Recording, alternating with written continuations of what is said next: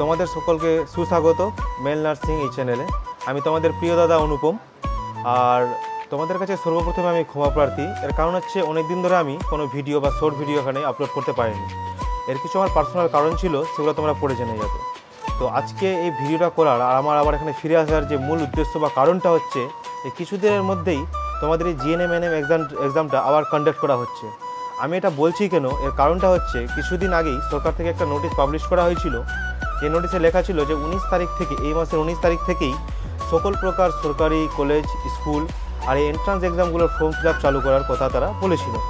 তো যারা যারা তোমরা এই জিএনএম এক্সামের প্রিপারেশনটা নিচ্ছিলা, তার আর একদম বসে থাকো না, কারণ সরকার থেকে যখন পাবলিশ হয়ে গেছে আর একটা এক্সাম ডেট দিয়ে দিয়েছে, তো আজ হয় কাল হয় কিছুদিনের মধ্যে এক্সাম হবেই। কিন্তু তোমরা আজ আছো কাল আছো, কবে হবে সেই নিয়ে টেনশন করো না। কিছুদিনের মধ্যে এক্সামটা হয়ে যেতে পারে বা একটু লেটও হতে পারে। তো এক্সাম ডেট নিয়ে কোনো চিন্তা করার ব্যাপার নেই, এক্সাম হবেই। তোমরা যারা যারা প্রিপারেশন নিচ্ছ, তারা জোর তালে আবার প্রিপারেশন নিতে শুরু করে দাও, কারণ কিছুদিনের মধ্যে এক্সামটা হয়ে যাচ্ছে। আর তোমরা যারা যারা আমার সাথে আগে যুক্ত ছিলে আর যারা ভাবছে দাদা ভিডিও কেন দিচ্ছে না, তো আমি আবার রেগুলার ভিডিও দিব, শর্ট ভিডিও দিব।